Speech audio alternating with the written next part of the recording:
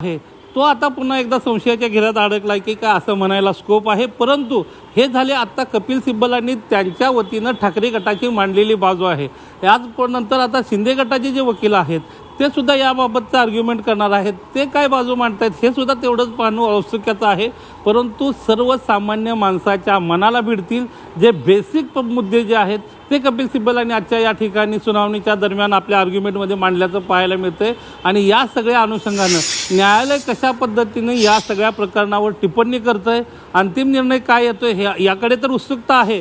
परंतु सुनावणी ज्या वेळा कोर्टामध्ये सुरू असताना कपिल सिब्बल आयोग वेगळे मुद्दे मांडत असताना बाकीच्यांच्या ज्या रिॲक्शन आहेत त्यासुद्धा बघण्यासारख्या होत्या। आणि सगळ्यात महत्त्वाचं म्हणजे आजच्या या सुनावणीच्या अनुषंगानं शिवसैनिक असतील किंवा महाराष्ट्रातलेच नव्हे तर देशभरातील वेगवेगळ्या राजकीय पक्षांचं सुद्धा या सुनावणीकडे लक्ष याच्यासाठी लागलेलं होतं, कारण का हा निर्णय जो आहे तो लँडमार्क असणार आहे, हा मैलाचा दगड ठरणार आहे। कारण का पक्ष फुटीच्या संदर्भातल्या अनुषंगानं हा निर्णय जो आहे तो मैलाचा दगड ठरू शकतो। सगळ्यात महत्त्वाची जर गोष्ट बघितलं तर याच्यामधल्या परिच्छेद 15 जो निवडणूक आयोगानं ज्याच्या आधारावर हा सगळा निर्णय दिला गेला त्याच्यामधल्या ज्या गोष्टी आपण जर बघितल्या जर 4 मुद्द्याच्या आधारावर जो निर्णय दिला तर एकूण विधिमंडळातल्या पक्ष संघटनेच्या बाबतीतला असेल, पक्ष संघटनेच्या घटनेच्या बाबतीतला असेल किंवा एकूणच पक्षात फूट पडली तर ती विधिमंडळात पडली का संघटनेत पडली, या सगळ्या अनुषंगानं जे मुद्दे उपस्थित केलेले आहेत हे नक्कीच आजची जी चर्चा आहे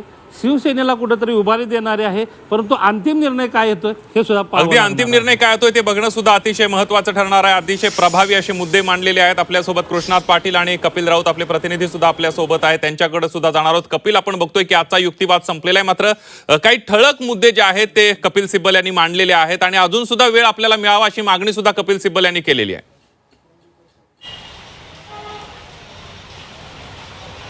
मिळावा अशी मागणी त्यांनी केलेली आहे, परंतु सुनावणी संपलेली आहे। खरं तर महत्त्वाचं म्हणजे आपण याच्या आधी पाहिलं की ही लढाई ठाकरे विरुद्ध एकनाथ शिंदे किंवा ठाकरे उभाटा गट विरुद्ध एकनाथ शिंदे गट किंवा शिवसेना अशी होती। परंतु आजची जी या 3 दिवसापासून जी आपण लढाई पाहतो ती थेट कपिल सिब्बल म्हणजे शिवसेना उभाटाचे वकील जे कपिल सिब्बल त्यांच्या विरुद्ध निवडणूक आयोग अशी दिसते। कारण की निवडणूक आयोग हा बेस आहे पूर्ण या स्टोरीचा किंवा पूर्ण केसचा या पूर्ण परिस्थितीचा निवडणूक आयोग बेस आहे। आणि हा बेस कशा प्रकारे खोटा आहे, हा बेस कशा प्रकारे खोट्या मुद्द्यावर उभा राहिलेला आहे हेच दाखवण्याचा प्रयत्न कपिल सिब्बल यांनी हे 3 दिवसात केलेला आहे। आणि त्या अनुषंगाने अनेक मुद्दे त्यांनी उपस्थित केलेले आहे।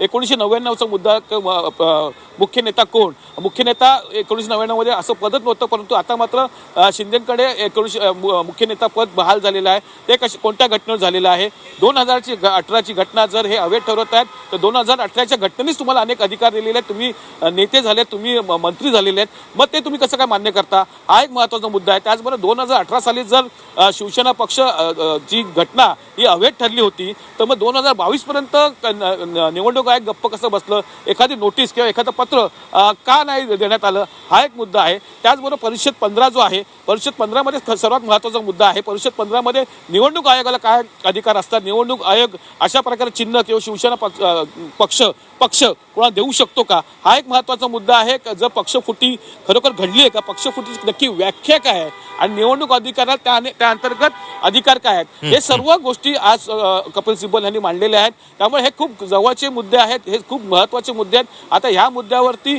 कशा प्रकारे शिवसेना याची उत्तरं ह्याकडे पाहणं तर गरजेचंच आहे। 29A चा मुद्दा हे खूप महत्त्वाचा आहे। 29A मध्येही म्हटलेलं आहे की निवडणूक आयोगाला अगदी त्यामुळे कपिल, एकंदरीत आता उद्या कसा युक्तिवाद होतोय, कपिल सिब्बल यांना वेळ वाढवून दिली जाते का ते बघणं सुद्धा महत्त्वाचं ठरणार आहे। 1999ची पक्षघटना असेल, 2018ची पक्षघटना असेल आणि एकंदरीत ज्या पद्धतीनं पक्षविरोधी कारवाई आणि सुनावणीचा जो सगळा मुद्दा आहे तो आपण बघितला।